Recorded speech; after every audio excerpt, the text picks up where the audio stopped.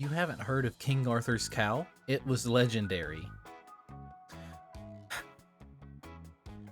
I don't know what to do with these people anymore. Hey yo, it's Lano and welcome back to another episode here on the CraftWorks SMP. So before we really get started with today's episode, I just want to talk a little bit about some of the goals that I have set for myself this season. So, in case you haven't kept up with this series, also ignore the fact that I'm parkouring using Impala's balcony. We're not going to talk about that.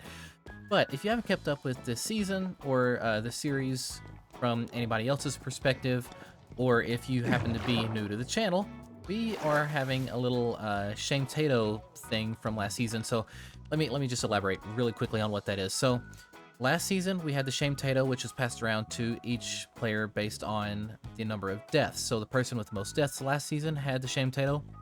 This season, the person with the least amount of achievements has the Shame Tato. Now, currently, I am not doing too bad on that list. We are kind of keeping up with it there on the tab list there. As you can see, I've got 37 of them.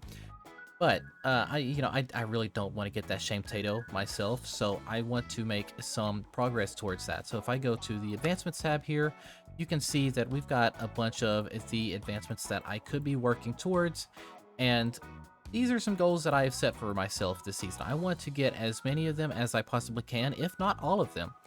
And there's also another thing that I have set for myself this season, and that has to do with these guys in here. Okay, not Impala's head. I mean, like the mob heads, like each individual mob. I want one of every mob head.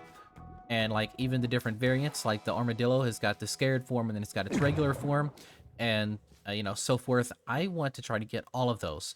Will I be able to do that? I've got no idea. There's an awful lot of them, but that's not going to stop me from trying. As you can see here, I have made some sort of headway with them. I've already got a couple of things like the cow head, squid head, the axolotl, and the tropical fish, and then plenty of silverfish heads, which I don't even want to talk about that. But yeah, so that's kind of another goal that I've set for myself.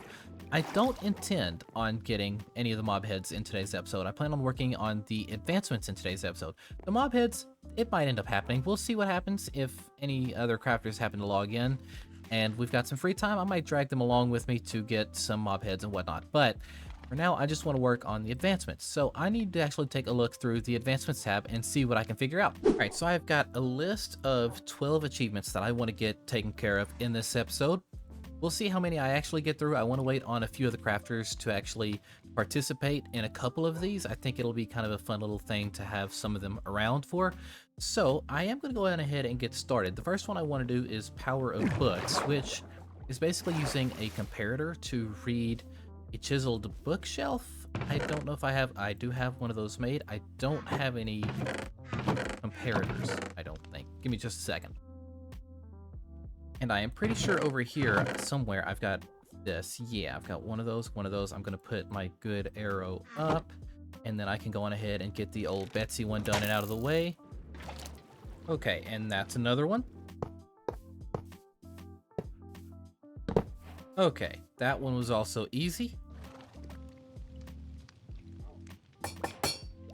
And the next one is going to be to get Scoots. I did not mean to break that. I'm gonna have to make another one of those, but whatever. All right, so let's try this one. I can put that there, and I don't think that one needs to be facing any specific direction. Then power that. I should have all of the ingredients here to be able to take care of this one. Hopefully, maybe, if this works the way it's supposed to. Why is it not doing the thing?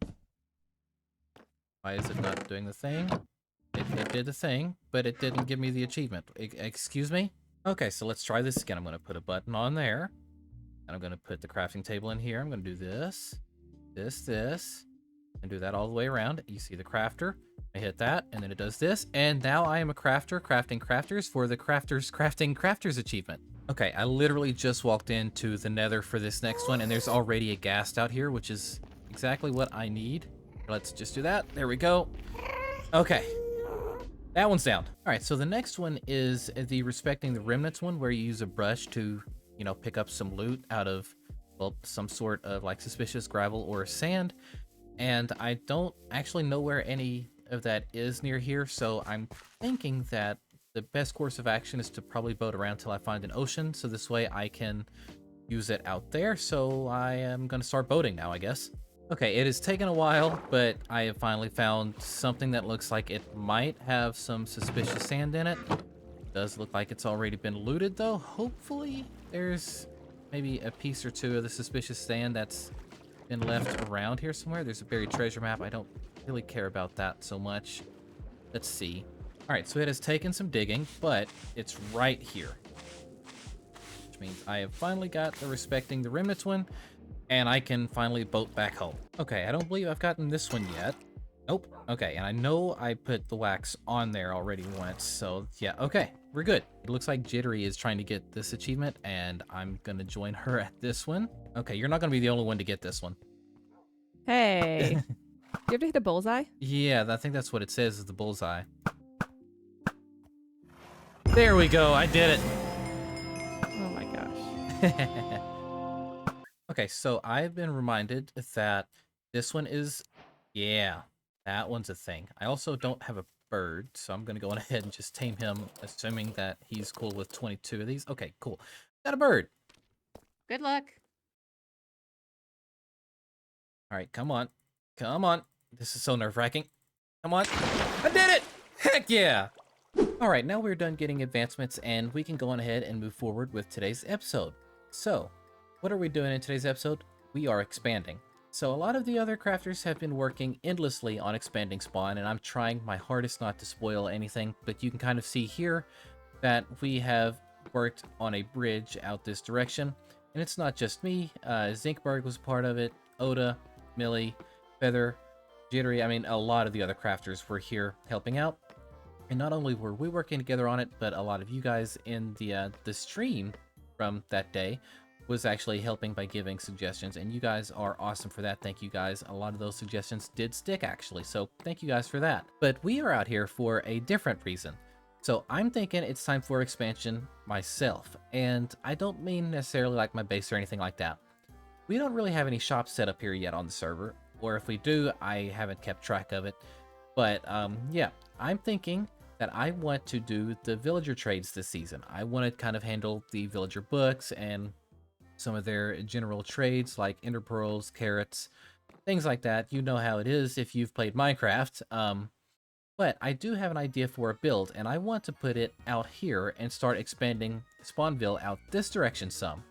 So right here in this corner is where I'm thinking I'm going to put my shop, and that's going to involve me kind of terraforming a lot of this land and removing a lot of these trees and stuff out here. Not sure how crazy on any of that I'm going to be, but I do have a pretty cool idea for a build nonetheless. I'm actually so stoked to get that build started. I just don't have the materials yet for it. But instead of wasting time, I'm just going to go on ahead and start getting materials. I will see you guys in a bit.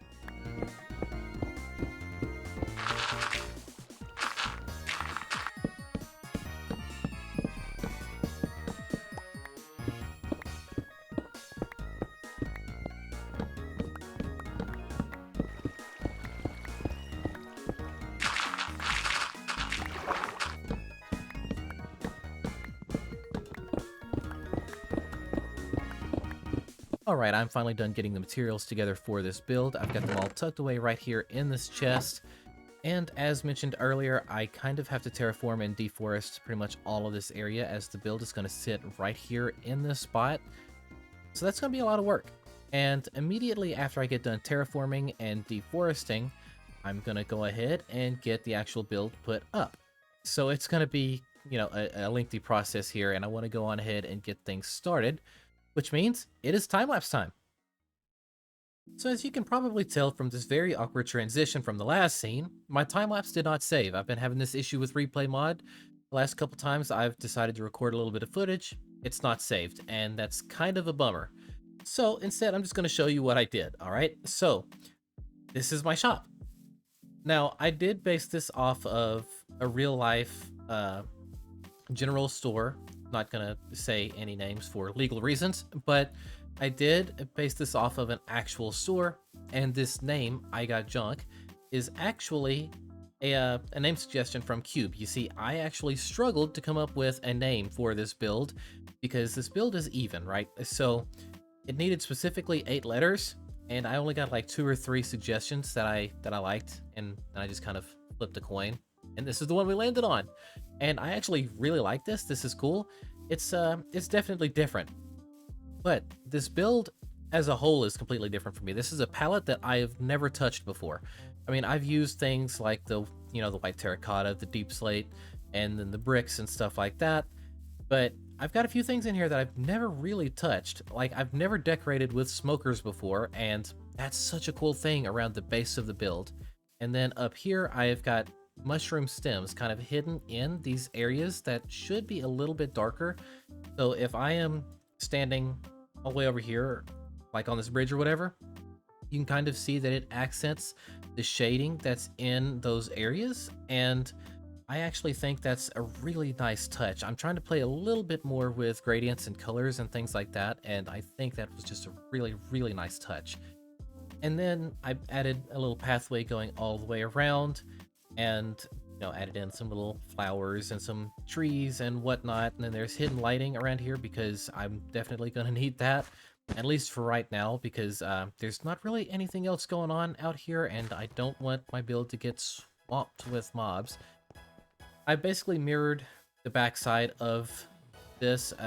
It's basically the exact same as the front, just without the door or the windows.